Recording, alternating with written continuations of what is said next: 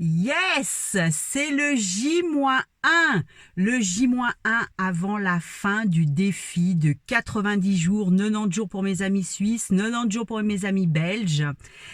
Et ce défi, c'était partager mon mindset pendant ces 90 jours, de partager mon mindset de femme épanouie, comment devenir enfin soi-même et réaliser ses rêves. Aujourd'hui, c'est le jour du bilan. Wouh! Alors, le grand bilan pour moi, ça a été déjà de me challenger pour tenir ces 90 jours. Ça a été parfois très facile, mais ça a été aussi parfois très compliqué. Tu as pu observer qu'il y a eu des jours où j'ai pas rempli mon contrat, mais j'arrive à la fin du défi. Donc, ce que j'aimerais que tu mettes en lumière, c'est que malgré le fait qu'il y ait eu des manquements, qu'il y ait eu des imperfections, ce qu'il faut que tu retiennes quand tu passes à l'action, c'est le résultat final. Bien sûr, sur ton chemin, tu vas rencontrer des embûches. Tu vas rencontrer des gens qui vont te mettre des bâtons dans les roues. Tu vas rencontrer la fatigue, tu vas rencontrer des impondérables. Mais malgré tout, tu continues, tu avances et tu ne lâches rien. Ça, c'est le premier point que j'aimerais qu'on souligne. Pour pouvoir réaliser quelque chose, il faut aller au bout de l'action. Si tu t'arrêtes en plein milieu, tu ne peux pas savoir si tu as pu mener à bien cette action ou pas.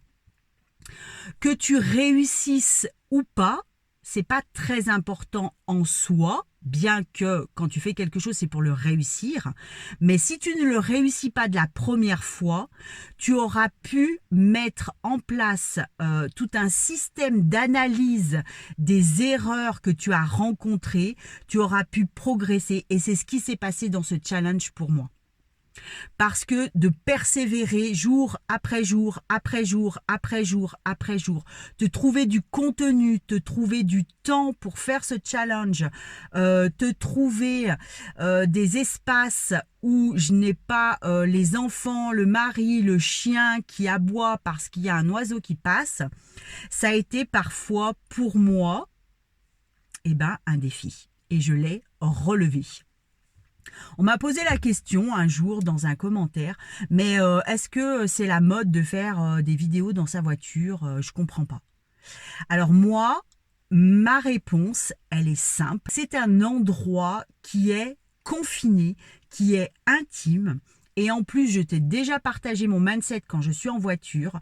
Je suis en mode hypnose. Alors, je te rassure, ça ne veut pas dire inconsciente, mais tu as déjà fait un trajet de ton boulot jusqu'à ta maison et tu t'es même pas rendu compte que tu étais arrivé. C'est ça être en mode hypnose.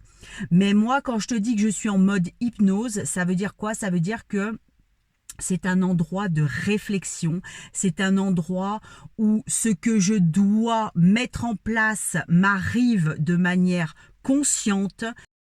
J'ai plus de facilité à poser des actions rapidement. Ça reste pas en arrière-plan, ça devient conscient et ça devient au premier plan. Ça, c'est la première chose. Les choses que j'ai à régler également en voiture sont des choses qui vont aussi ressurgir, remonter à la surface, réémerger. Voilà, c'est le terme que je cherchais. Réémerger. Et ça me permet de ne pas être en mode autruche, la tête dans le sable et de ne pas traiter cette problématique. Voilà pourquoi j'affectionne tout particulièrement ma voiture. Ce challenge a été aussi pour moi parfois compliqué parce qu'il y avait des jours où je sentais que j'avais mon énergie qui était relativement basse et j'avais envie de te partager une énergie haute.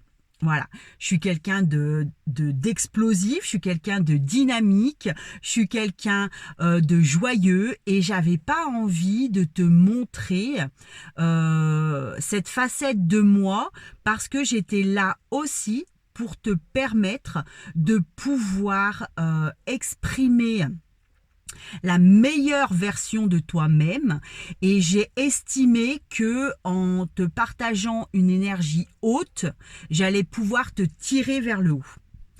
Alors, t'inquiète pas, j'ai pas voulu te mentir, j'ai juste voulu te préserver.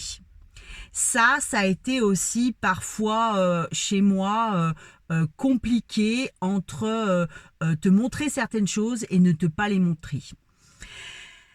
Et ce que j'aurais voulu aussi souligner pendant ce challenge, pendant ce défi, c'est que je me suis rendu compte que j'avais une belle communauté, que je n'avais pas pris conscience, une communauté impliquée, une communauté engagée, avec de beaux commentaires, avec une belle interaction. Et ça a été un magnifique cadeau. J'ai eu de très beaux échanges, et le challenge qui a été le plus beau pour moi, c'est de pouvoir toucher le cœur de beaucoup de femmes par leurs commentaires et par des accompagnements. J'ai pu voir que ce que je mettais en place avait du sens pour toi. Je compte sur toi pour me dire ce que tu aimerais dans ton accompagnement de rêve. Mets-moi en commentaire ce que tu aimerais dans tes accompagnements de rêve pour pouvoir t'épanouir, que ça soit personnel, que ça soit sexuel et que ça soit professionnel. Tu as bien compris que je travaille sur ces 3 dynamiques-là. Ça n'a pas toujours été évident au départ pour moi de pouvoir t'exprimer toute la dimension de mes accompagnements, parce qu'il y a encore des choses sur lesquelles j'ai du mal à m'exprimer devant la caméra. Et ça a été aussi un challenge. Ça aussi, ça a été un challenge jour après jour, de pouvoir te parler de choses intimes, parce que pour que tu puisses comprendre que ce dont je te parle, ça tombe pas des nues comme ça. C'est pas un hasard si je te parle de ça. C'est parce que moi, j'ai vécu des choses qui sont similaires. J'ai vécu la blessure d'abandon, j'ai vécu la blessure d'abus, j'ai vécu la blessure de trahison, j'ai vécu la blessure d'injustice, j'ai vécu la séparation avec le père de mes 3 enfants, j'ai vécu des licenciements, j'ai vécu des démissions, j'ai vécu des chagrins, j'ai vécu une perte d'enfant, j'ai vécu une maladie chronique de mon fils aîné, j'ai vécu des remises en question. Et tout ça fait que aujourd'hui, après le travail que j'ai fait sur moi, après m'être formée, je peux aujourd'hui avec le plus d'humilité et avec beaucoup d'amour, te proposer cet accompagnement. Cet accompagnement, c'est quoi ? C'est un accompagnement sur 3 mois où je te propose de pouvoir travailler sur la vision que tu as de toi-même. Et enfin, accepter qui tu es avec tes parts d'ombre et tes parts de lumière. D'apprendre à te positionner, d'être droite dans tes bottes et de ne pas avoir peur de t'exprimer. Peu importe devant qui, peu importe le rang social qu'il est, ou peu importe la lignée familiale que tu entretiens avec cette personne.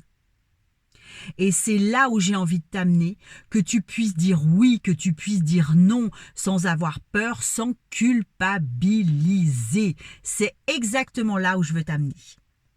Alors je compte sur toi, tu me mets en commentaire si tu penses qu'il y a des choses que tu aimerais traiter en accompagnement. On en parle ensemble et on fait le point. À très vite.